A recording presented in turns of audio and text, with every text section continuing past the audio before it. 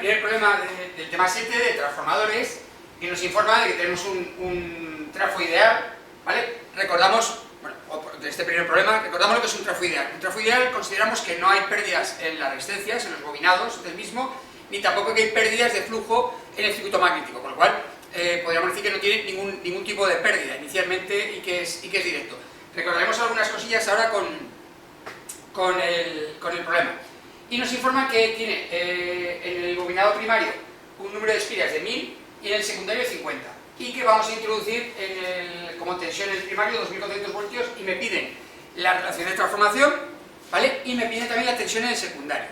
Vale, la relación de transformación es una relación que relaciona el número de espiras del primario con el número de espiras del secundario, ¿vale? Y que coincide también con la tensión del primario respecto a la tensión del secundario. Bueno, en verdad esto lo hacemos en el vacío, o sea, cuando lo conectamos en vacío, ¿vale? Porque en el momento que conectamos algo en carga ya la tensión del secundario cae por la caída de tensión, etcétera, además, ¿de acuerdo? Pero bueno, nos va a servir en el vacío porque nos está indicando que no está funcionando con nada, nos sirve igual.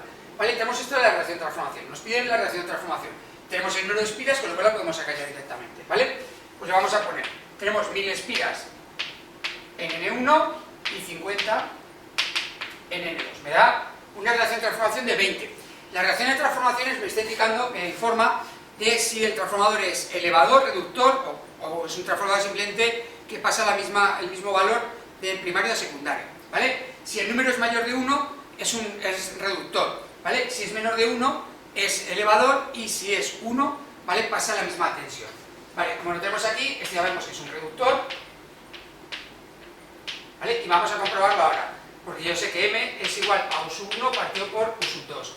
Como me piden U sub 2, despejo U sub 2, en este caso pasaría multiplicando M por U sub 2 y pasaríamos la M al otro lado dividiendo, por lo cual me quedará U sub 1 partido por M, por lo que es lo mismo, me dice que ponemos 2400 voltios partido por nuestros 20, ¿de acuerdo? Me quedan 120 voltios, ¿vale? Esta es la tensión del secundario, que me está sacando porque es reductora, ¿vale? Y esta es la relación de transformación que tiene este transformador ideal que nos han marcado, ¿vale? Este problema es bastante sencillo, solamente es trabajar con la fórmula de la relación de transformación. En este caso es diferente la de tensiones que la de espiras, ¿de acuerdo? Porque hay una pequeña diferencia, pero si lo consideramos ideal lo podemos resolver así. Y con esto hemos terminado el primer problema. Venga, vamos a resolver el segundo problema. En este segundo problema también me informan de que es un trafo ideal y me informan también del número de espiras que tengo en el primario y el secundario. En este caso son 5000 espiras en el primario y 400 en el secundario. Y que vemos que en el secundario, la tensión del secundario son 230 voltios y nos piden que cuál es la tensión del primario para ese caso, ¿vale? Y aparte también nos dicen cuál es el flujo máximo que aparece en el circuito magnético para que se esté produciendo esto, esté funcionando de esta forma, ¿vale? Lo voy a explicar luego un poquito. Primero vamos a trabajar con lo que ya conocemos del primer problema, que es la relación de transformación. La relación de transformación es N1 partido por N2, ¿de acuerdo? Y son los datos que ya tenemos. 5000 espiras partido por 400 espiras, ¿vale? Voy a coger la calculadora, que se me había olvidado, y hacemos ese cálculo en un segundo. 5000 partido por 400 me da 12,5. Es reductor. Ahora, con este dato podemos sacar fácilmente U sub 1. Recordamos que la relación de transformación también es U sub 1 partido por U sub 2 en el vacío. Inicialmente, como no me informan de otra cosa, ¿vale? Y podemos despejar que U sub 2 pasa multiplicando, que U sub 1 será M por U sub 2. Por lo que es lo mismo, los 12,5 por, en este caso nos han dicho 230 voltios, ¿vale? Pues lo ponemos. Y me da que en el primario teníamos 2875 voltios.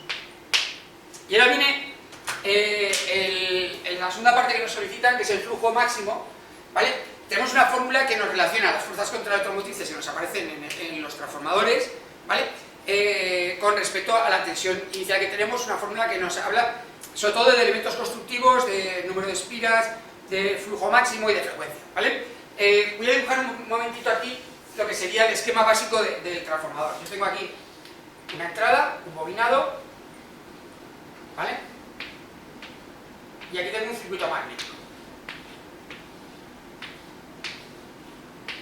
¿vale? Y por supuesto el bobinado secundario Vale. ¿Cómo funciona esto? Yo meto aquí una tensión, U1, ¿vale? Con una intensidad, que depende si es en el vacío o no, digamos si es un 0.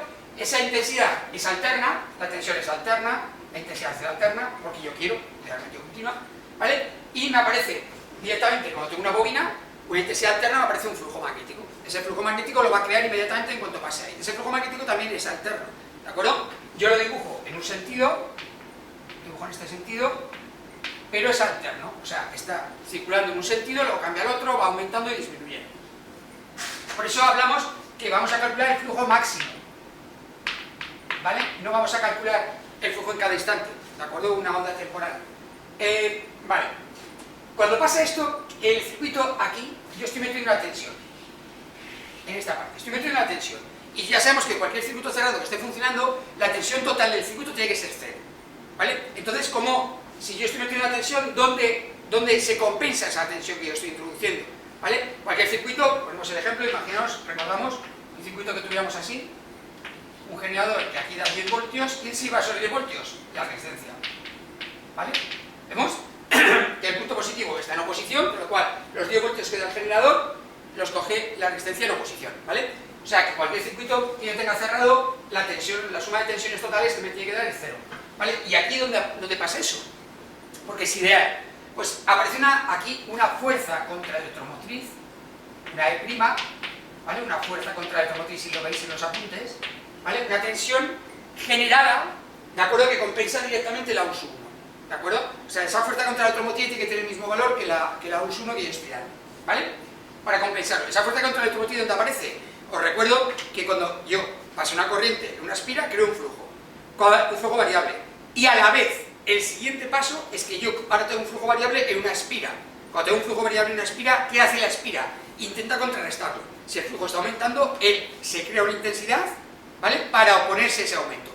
Y si el flujo va disminuyendo, él pues, cambia la intensidad de sentido para ayudarle, ¿vale? Y esa corriente que crea, se crea a través de la fuerza contraelectromotriz, pues se llama contraelectromotriz, ¿vale?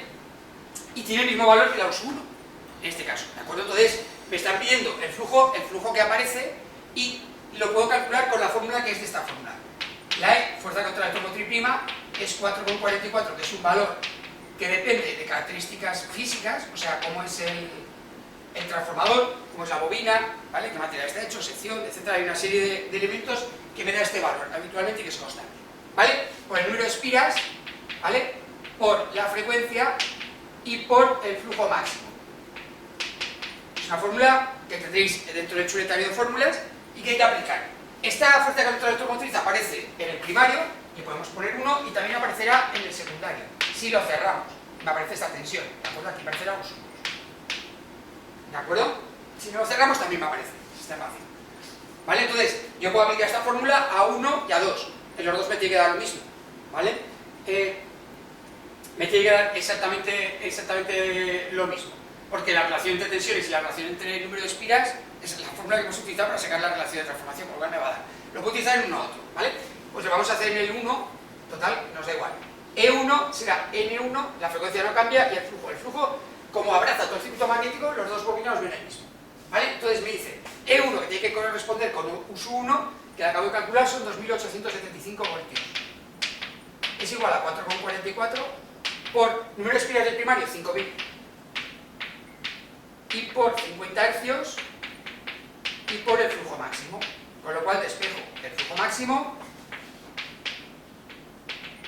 es igual, en este caso, 2875 voltios partido por 4,44 por 5000 espiras por 50 hercios.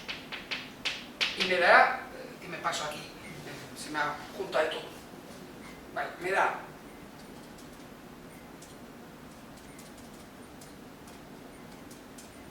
2,59, aproximadamente casi 2,6 por 10 elevado a menos 3 Weber, ¿vale? El flujo.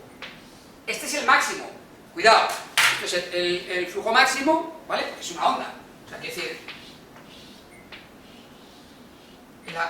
el flujo sería así, en el tiempo, en el circuito magnético, pues me está dando este punto, el máximo y por supuesto el mínimo en negativo, ¿de acuerdo? Eso sería cómo se calcula este segundo problema. Vamos a resolver el tercer problema. Nos hablan de un trafo reductor, ¿vale? Bueno, el reductor ya sabemos que va a haber más tensión en el primario que en el secundario, que hay más espías en el primario que en el secundario. Nos informa que es un... A ver, estos datos los he puesto yo. Es un trafo reductor monofásico, todavía estamos en monofásica, ¿de acuerdo? Es un 630 a 400 voltios, ¿vale? No os liéis, porque he puesto 400, pero que no tiene nada que ver con la trifásica. Bueno, sí que tiene que ver, que es 400 voltios en trifásica, pero aquí es monofásica. Y que con eso alimentamos un motor de 10 kilovatios a 400 voltios monofásico, ¿vale? Cuidado, que tiene un coseno de phi de 0,75. Y suponemos que es ideal, el transformador, corriente vacío cero, pérdidas también despreciables, y me pide que calculemos la intensidad del primario, ¿vale? La relación de transformación y el número de espiras del secundario si en el primario tiene 7000, ¿vale? No están, las puntas la verdad es que no están muy puestas por orden, porque realmente lo primero que tengo que tener en cuenta es la relación de transformación, ¿de acuerdo? O sea, tal como los datos que me están dando, yo puedo sacar la I sub 2, ¿vale? Que ahora lo vamos a ver, y tendremos que trabajar con la relación de transformación. Lo primero, la relación de transformación M, recordamos que es U sub 1 partido por U sub 2, en verdad tiene que ser en el vacío, ¿vale? Está U sub 2, o sea, abierto, pero está alimentando un motor, vamos a considerar que las pérdidas son despreciables, ¿de acuerdo? Entonces consideramos que esa relación de transformación funciona, ¿vale? Como me la están dando ya, que son 630 voltios, 400, la puedo calcular directamente, ¿vale? Va a dar más de 1, reductor, 1,575. Vale, esa M me va a servir para calcular lo demás que conocemos con la relación de transformación. La relación de transformación también es N1 partido por N2, ¿vale? Como me dan N1, yo puedo despejar N2 de aquí, y N2 será directamente N1 partido por M. Como en N1 me han dicho que son 7000 espiras, ¿vale? Y la M es 1,575, pues N2 ¿cuántas tiene? Pues vamos a hacerlo. Tiene 4444 espiras, ¿vale? Me da, a ver, en este problema me da decimal, me pone 44 pues porque he puesto los valores sin fijarme, y con lo cual me da ese decimal, pero bueno, vamos a suponer que me ha dado exacto, ¿vale? Tampoco pasa nada. Y ahora viene otro problema. La M también, ¿vale? También coincide con I sub 2 partido por I sub 1. Si os dais cuenta, es al revés. O sea, siempre M, la relación de transformación era U sub 1 partido por sub 2, N1 partido por N2, siempre 1 estaba arriba. Pues en las intensidades va al revés, ¿vale? Rápidamente, en monofásica, sin complicarme mucho la vida, un transformador lo que hace es pasar potencia eléctrica del primario al secundario, cambiando sus características y sus magnitudes. O sea, sube la tensión, claro, pero si yo subo la tensión, tengo que hacer algo, porque si la S la mantiene, la potencia aparente de entrada en un transformador, esto es un transformador, y entra una potencia aparente S1 y sale la misma S1, ¿vale? Aunque nosotros le llevamos secundario, la S, la potencia aparente, recuerdo que es sub por I. Con lo cual, S1 es U sub 1 por I sub 1, y esta S2 será U sub 2 por I sub 2. Entonces, si yo la tensión la reduzco, para que sea constante, para que estos dos valores sean iguales, o sea, U sub 1 y sub 1 es igual a U sub 2 por I sub 2, si estos valores han cambiado, U sub 1 y U sub 2, o sea, se ha reducido U sub 2, para que siga igual, ¿qué tiene que hacer? Si este baja, I sub 2 tiene que subir. ¿Cuánto? Lo mismo. Lo mismo que baje la U sub 2, tiene que subir la I sub 2. ¿De acuerdo? Es la misma relación, pero a la inversa. Por eso, la relación de transformación N, ¿vale? También la puedo calcular por intensidades, pero están al revés, I sub 2 arriba e I sub 1 abajo, ¿vale? Yo necesito saber, me pide la I sub 1, ¿vale? Que la I sub 1 será I sub 2 partido por M, la M la sé, pero no sé la I sub 2. La I sub 2 que será la intensidad que alimenta el motor, ¿vale? ¿Cómo puede ser la intensidad que alimenta el motor? Tengo la potencia activa, la P, tengo la tensión y tengo el coseno. Y os recuerdo que la potencia de un motor, en este caso, potencia activa de un motor monofásico será tensión por intensidad por coseno de phi. ¿De acuerdo? Entonces yo de aquí puedo sacar la intensidad, que coincidirá con la I sub 2. O sea, potencia partido por U, ¿de acuerdo? En este caso sub 2 por el coseno de phi. Por lo que es lo mismo. Tenemos una potencia de 10.000 vatios partido por una tensión que lo alimentamos a 400 voltios y un coseno de phi de 0,75. Con lo cual, para que el motor, claro, me tiene que decir también, esto tiene su truco, me tiene que decir también el motor que está funcionando a valores nominales, o sea, a tope, ¿de acuerdo? porque ese motor a lo mejor podría estar funcionando de media carga. No, pero me dice a tope, con lo cual está aportando 10.000 vatios en su eje, de acuerdo, a 400 voltios. Pues en ese caso consume 33,333 amperios. Y esa es la ISUN 2. ¿Quién le aporta esta intensidad al motor? El transformador. Y lo sustituye aquí, con lo cual sería 33,333 amperios partido por la relación de transformación, que es 1,575, ¿vale? Con lo cual, la ISU 1 sería 21,164 amperios. Vale, por resumir, lo voy a poner aquí arriba. Esto no hace falta para el programa, ya está resuelto. Pero, por resumir una cosa, pues fijaros lo que hace un transformador, para que quede más claro. Aquí tengo un transformador, ¿vale? Que yo le alimento de energía eléctrica, ¿vale? Y aquí tengo una tensión ISU 1 que está diciendo de 630 y saco aquí 400 voltios. Y entro en intensidad 21,164 amperios y salen los 33,333 amperios. Vemos que lo que se reduce la tensión sube la intensidad, ¿vale? Siempre pasa en un reductor. Por si todavía aguantáis este curso después de todo el rollo que nos estamos metiendo en primero y estáis en segundo con instalación y distribución, que sí que trabajaremos sobre el centro de transformación y demás, lo veremos que estos son los habituales. Los transformadores de distribución son son reductores, ¿vale? Nos llegan líneas de 10.000, 15.000, 20.000 voltios y sacamos 400 voltios de trifásica, ¿vale? Y nos pasa esto, vienen intensidades muy pequeñas, por ejemplo en nuestro centro más o menos está llegando unos 10 amperios, nosotros tenemos un centro de transformación para alimentar todo el centro, el instituto y el nuestro, de FP. Pues está llegando unos 10 amperios en 15.000 voltios, ¿vale? Y saca unos 300 amperios en baja tensión, a 400, ¿vale? Pues el reductor, con lo cual la intensidad sube, ¿vale? Vale, con esto terminamos el problema 3. Vamos a resolver el cuarto problema. Aquí me da un caso muy especial, ¿vale? Vamos a hablar de una nueva intensidad dentro de este tipo de máquinas, ¿vale? Voy a dibujarla simplemente un poquito para tener una idea de qué es lo que estamos hablando, ¿de acuerdo? Yo tengo aquí la alimentación de mi trafo, ¿vale? Yo tengo el primario, que alimento a la entrada de mi trafo, y el secundario, ¿vale? Que lo utilizo. En este caso, lo que me dice es que se va a producir un accidente y aparece un cortocircuito en el secundario. Cortocircuito es una conexión con resistencia muy limitada, casi prácticamente despreciable, a la salida del transformador, ¿de acuerdo? Y yo aquí tengo un amperímetro que me mide que aquí van 40 amperios. ¿Cómo se llama esta intensidad del secundario? Pues yo la voy a llamar intensidad del secundario CC, de cortocircuito. O sea, se ha producido un cortocircuito y pide esa intensidad, ¿vale? Esa intensidad será más elevada, lógicamente un cortocircuito va a ser mucho más elevada que la que pediría normalmente en el funcionamiento habitual de este transformador, ¿de acuerdo? Si pide esa intensidad, se la tirará al transformador y entonces en el primario también pedirá una ISU 1, pero de cortocircuito. Otra cosa es que sea capaz el transformador de aportarla y no quemarse, etcétera, ¿vale? Eso es otro tema. Pero si fuera ideal, y si pide 40 amperios, él se lo intentará dar, ¿de acuerdo? Entonces, ¿qué es lo que me está pidiendo? Me está pidiendo, por favor, la intensidad 1 de cortocircuito, ¿da? Con todos estos datos que me está dando, ¿vale? Me da el número de espiras. Pues es bastante sencillo. Tenemos la relación de transformación. La relación de transformación M es N1 partido por N2, pero ya sabemos también que es ISU 2 partido por ISU 1. Y esta relación ISU 2 partido por ISU 1 se cumple también en cortocircuito, siempre se va a cumplir. ISU 2 de cortocircuito será partido por ISU 1 de cortocircuito. Yo voy a sacar la relación de transformación del número de espiras que me han dado y la aplicaré a las intensidades de cortocircuito, ¿de acuerdo? Entonces, N es N1 partido por N2, me dice que son 2000 partido por 500, con lo cual le da 4, es un reductor, ¿vale? Este transformador. Con lo cual se reduce, ¿qué quiere decir? Que la tensión se reduce, la intensidad aumenta, con lo cual por ahí van 40 y por aquí irán menos, lógicamente. Vale, y esta relación de transformación M es ISU 2 de cortocircuito partido por ISU 1 de cortocircuito. Despejando, la intensidad 1 de cortocircuito será la intensidad 2 de cortocircuito partido por M.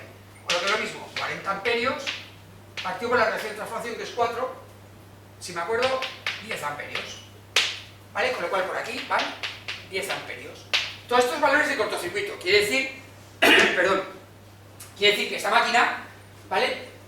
esta máquina, estos valores no son los habituales de trabajo, normalmente, ¿de acuerdo? Porque lo normal es que tenga aquí alguna máquina de trabajo y pida una intensidad y no pida una intensidad tan elevada, porque siempre una máquina de trabajo va a tener una caída de tensión, ¿vale? Etcétera, con lo cual a lo mejor irían no 40 amperios, a lo mejor van 4 o 5.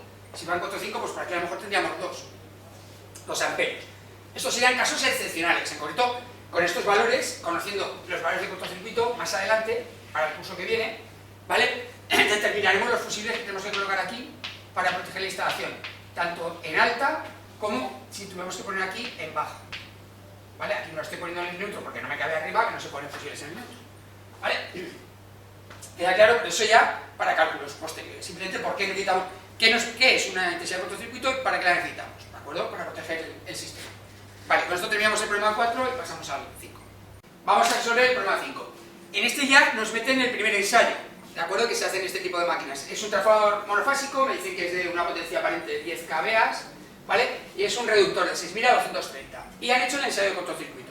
El hacer el ensayo de cortocircuito le da una tensión de cortocircuito de 250 voltios, una intensidad de cortocircuito que coincide con la intensidad nominal del primario, ahora lo explicaré, de 1,67 amperios y unas pérdidas de cortocircuito de 170 vatios. Y me piden una serie de pasos a calcular: intensidades nominales, pérdidas en el cobre, tensión de cortocircuito porcentual y las impedancias de cortocircuito. ¿Vale? Bien, primero, varias cositas. Las intensidades nominales, que es lo que me está pidiendo, ¿vale? Para esas intensidades nominales no me hace falta hacer el ensayo de cortocircuito, no me haría falta. Simplemente con la relación de transformación me vale ya, ¿vale? La relación de transformación me dicen que es U1 partido por U2, porque en este caso no me dan espiras, y sí que me da las tensiones, pues será un 6000 voltios partido por 230, ¿vale? Con lo cual la relación de transformación reductora me da 26,086, ¿vale? Y en este caso la M también coincidirá, ya lo sabemos, con la intensidad 2 partido por intensidad 1, pero lo voy a poner nominal, ¿vale? ¿Qué quiere decir la palabra nominal?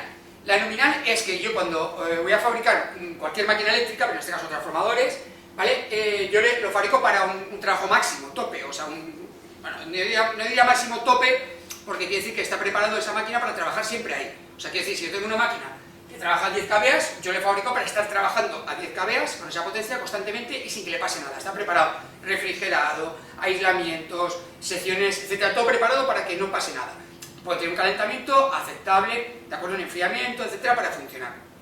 Y esos son los valores nominales. El valor nominal es la máxima potencia de trabajo, potencia, tensión, intensidad, etcétera, que soportará mi máquina en trabajo normal, ¿de acuerdo? Para lo que ya está preparado.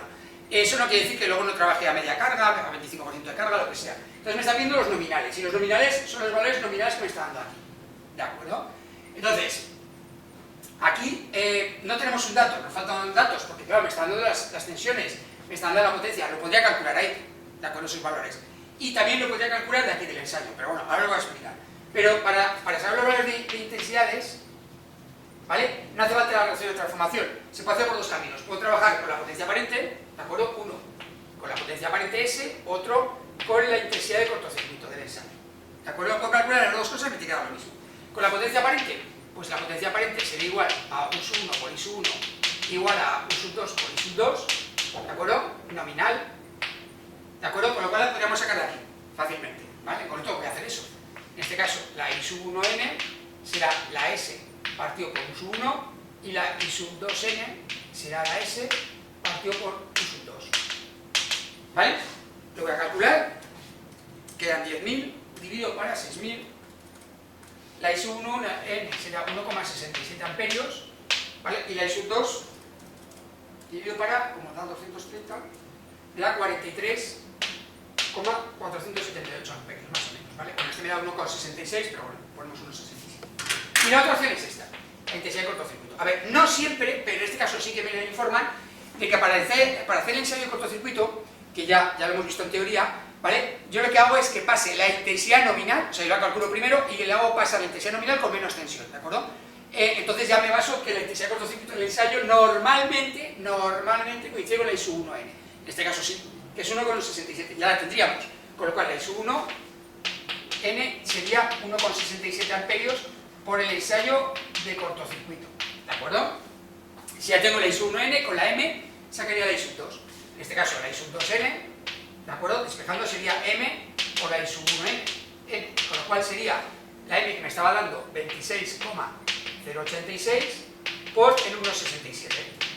Y esto me da los 43,478 amperes.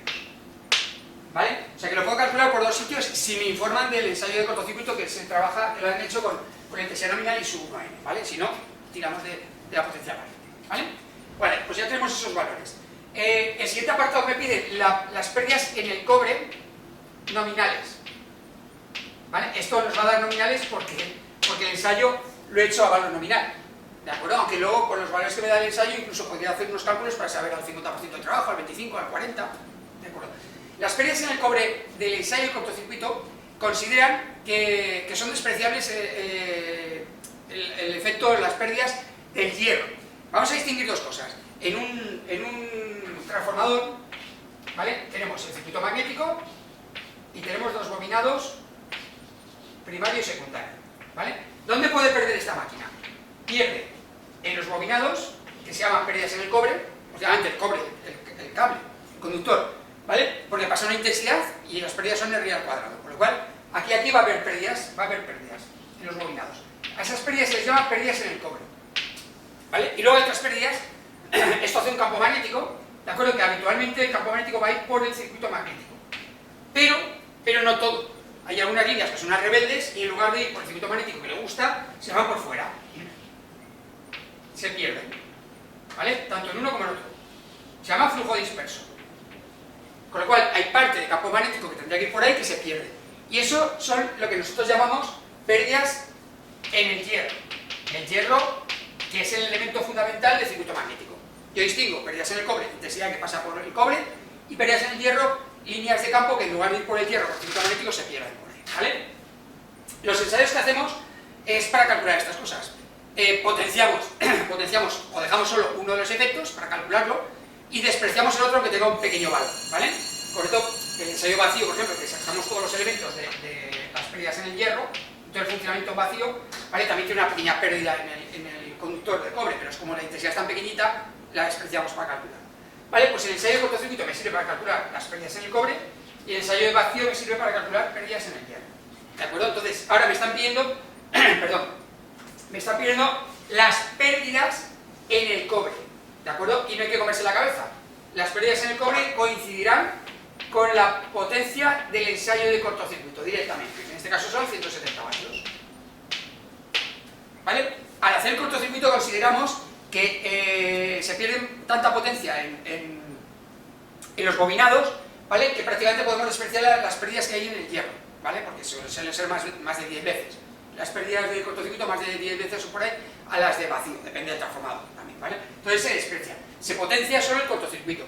Entonces directamente las pérdidas en el cobre nominal serán las pérdidas que aparecen en el ensayo de cortocircuito, con lo cual no había que calcular nada, simplemente decirlas que son esas, a los 170 vatios. Vale, y luego nos piden aquí ya, siguiente apartado, la tensión de cortocircuito porcentual. ¿Para qué? Voy a borrar el apartado de ayer, ¿vale? ¿Qué es eso de la tensión de cortocircuito porcentual? ¿Vale? Que además tiene una forma de escribirse diferente, una U minúscula, CC, tanto por ciento. Vale, yo he hecho el ensayo a una tensión de cortocircuito que si lo veis lo he hecho con una letra mayúscula, la U, porque es un valor absoluto, 250 voltios. Claro, yo puedo hacer el ensayo como me pinte, ¿de acuerdo? Con más tensión, menos tensión o con otro transformador puede variar, ¿vale? Pero para poder comparar transformadores diferentes, yo tengo que hacerlo desde el punto de vista porcentual, ¿vale? Es como comparar coches de carreras con un coche utilitario. Pues hay que ver el peso, la potencia del motor y lo que da, ¿de acuerdo? Está claro que un Fórmula 1 va a ir a 300 por hora y un coche utilitario puede llegar a 200 o por ahí. Claro, es que no tiene nada que ver la relación. Pero otra cosa es potencia del motor con respecto a la velocidad que lleva.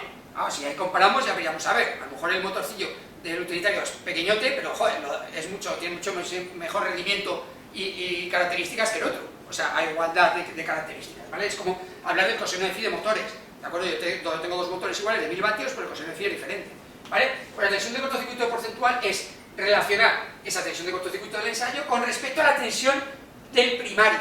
O sea, ¿qué tensión hay que darle al ensayo para que se produzca el efecto nominal, ¿vale? Respecto a la del primario. Lo hemos visto en teoría. Recordamos la fórmula, sería UCC en mayúsculas partido por U sub 1n nominal por el 100%. ¿Vale? Esto me sirve para poder comparar diferentes transformadores, los ensayos de cortocircuito de diferentes transformadores. ¿Vale? Respecto a la tensión nominal. ¿Vale?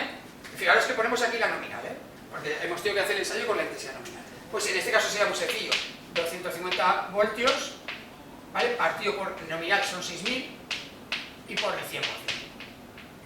Tiene esa tensión de cortocircuito que me han dado, ¿vale? Es del 4,16%. O sea, yo necesito poner el 4,16% de tensión en el primario, en cortocircuito, para conseguir la intensidad nominal del ensayo, ¿vale? Eso me compara muchos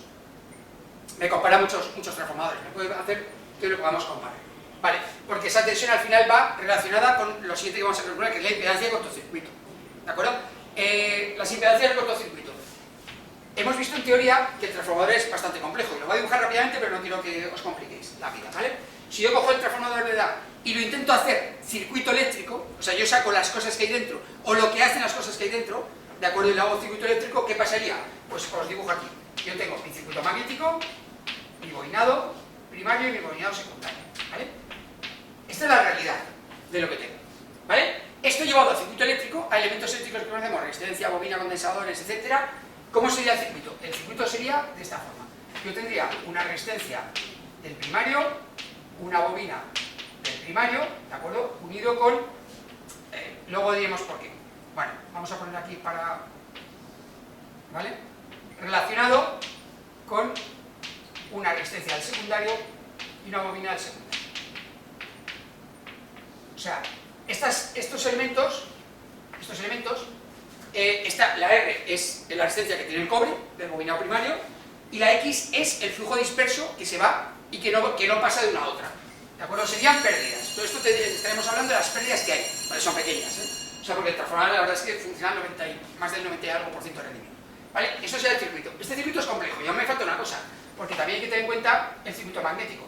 El circuito magnético me aparecerían aquí también otra resistencia llamada resistencia de hierro, ¿vale? Por efectos de Foucault, y una bobinita, ¿vale? X mu para las pérdidas en el interior. Esto sería el circuito que se llama circuito equivalente, porque yo cojo el circuito real y lo hago circuito eléctrico para calcular, ¿vale? Es un simulador de lo que está sucediendo. Este es el más real que tenemos, ¿de acuerdo?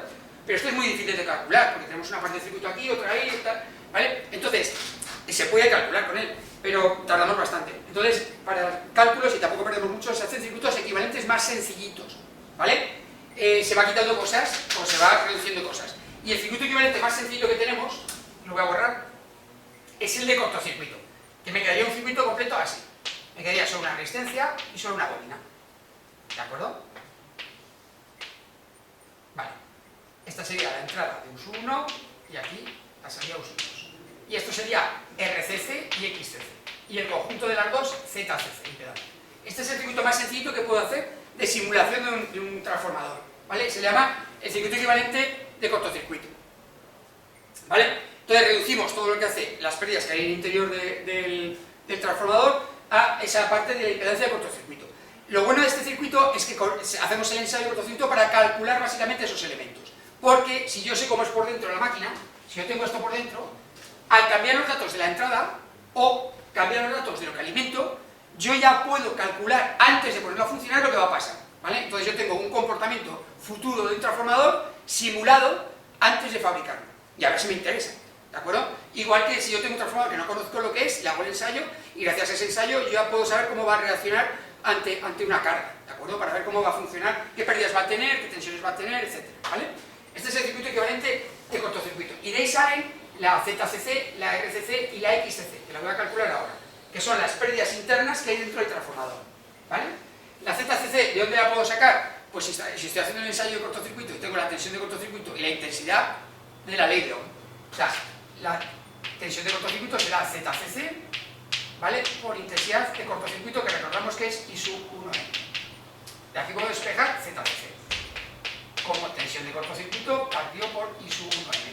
O lo que es lo mismo, teníamos 250 voltios partido por 1,67 67 amperios, con lo cual la ZCC, la impedancia interna que tiene este transformador, que la va a tener siempre, que esto es constructivo, es 149,70 ohmios. O sea, internamente es como si tuviera una impedancia, un efecto, ¿vale? De aproximadamente 150 ohmios, ¿vale? Internamente. Pero lo conecte como lo conecte. O sea, si lo conecto casi a vacío, también va a 150 ohmios. Y si lo conecto a tope, 150 ohmios. Siempre lo va a tener ahí. Con lo cual, sabiendo lo que hay dentro, ¿vale? Yo puedo calcular lo que pasa afuera.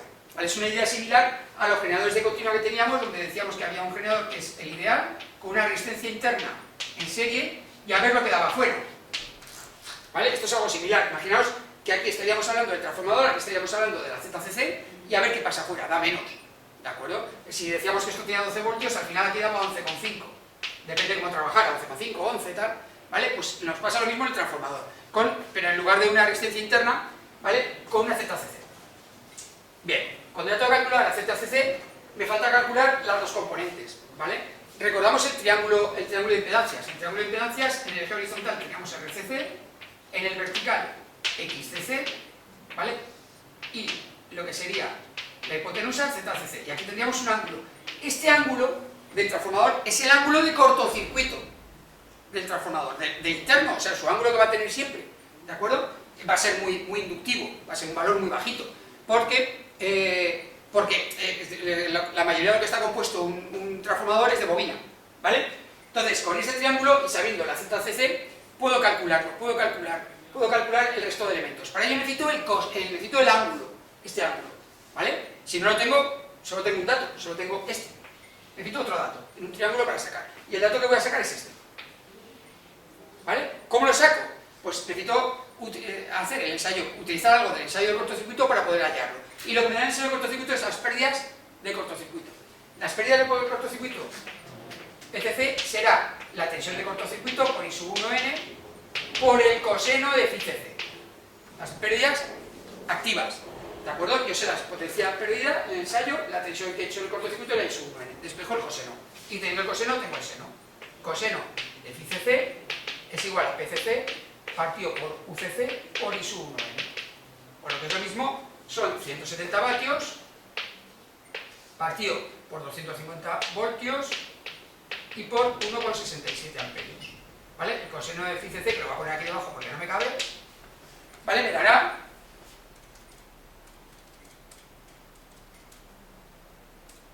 0,407. Ya veis que es bastante inductivo, ¿vale? Si tengo este ángulo, ya tengo el coseno, ¿vale? Voy a borrar la parte de arriba, que no me cabe más, ¿vale? Bien, cuando tengo esto, de las funciones trigonométricas de este triángulo, puedo sacar una cosa. El coseno de phi de ese triángulo, el coseno de phi del triángulo, sería RCC partido por ZCC. Y el seno, ¿vale? Esto es cateto contiguo, y el cateto opuesto sería XCC partido por ZCC. Esto lo hago, aunque luego las fórmulas las memorizaré, ¿vale? Entonces me queda que RCC es ZCC por el coseno de phi CC. Y que XCC, la reactancia inductiva capacitiva, perdón, de cortocircuito sería ZCC por el seno de phi CC. Y todos estos valores los tengo, ¿vale? Porque la ZCC son 149,70, el coseno son 0,405, esto lo puedo sacar, no, 407, perdón. Mira, y aquí me da los 149,70, pero ahora tengo que sacar el seno. Yo tengo el coseno, os recuerdo cómo se sacaba. Hay que hacer la inversa del coseno, coseno a la menos 1, de 0,407. Me da un ángulo de 65,98 grados, ¿vale? Y le hago el seno. Y me da 0,913. Ya os he dicho que era bastante inductivo. Y esto por 149,7 me da 136,74 ohmios de reactancia inductiva de cortocircuito, y arriba me da 60,927 ohmios de resistencia. O sea, ¿qué me está diciendo estos datos? Me está diciendo que mi máquina dentro tiene una resistencia del cobre, o sea, de tanto el bobino primario como el bobino secundario, unido el efecto, cuidado, porque son circuitos diferentes, ¿vale? Porque están unidos por un circuito magnético, de unos 60 ohmios de resistencia de cobre. Y luego, efecto de pérdidas de bobina, o sea, del campo magnético, todo lo que yo pierdo de campo magnético es como si tuviera una resistencia, una reactancia, de 136 ohmios. Fijaros que, lógicamente, va a tener muchas más pérdidas por el campo magnético que por la resistencia. ¿De acuerdo? Eso es lo que me está informando. Y una ZCC de 149 ohmios. Esta ZCC es constructiva. Cada transformador, yo, pues, por ejemplo, voy a un constructor y le digo, oye, quiero un trafo de 10 kVA. Y le digo, oye, dime qué ZCC tienes. Y me dice, 200. Y voy a otro constructor y me dice, 500. Joder, cogeré el de 200. Porque si tiene menos ZCC, tendrá menos pérdidas. ¿De acuerdo? Está claro. Esto es como el coseno de phi. Yo cojo dos motores iguales y tiene un coseno de phi alguno mayor, ese, porque me coge menos para funcionar. Y aquí lo mismo. El que tenga menos ZCC, a igualdad de potencia, ¿de acuerdo?, será mejor. O sea, eso es lo que buscan los constructores, intentar reducir todo lo que puedan esa ZCC, ¿de acuerdo? Luego tienen también otras problemáticas la ZCC, porque luego el cortocircuito puede ser más peligroso, pero bueno, son temas diferentes, hay que equilibrar uno con otro. Vale, con esto hemos terminado el problema 5.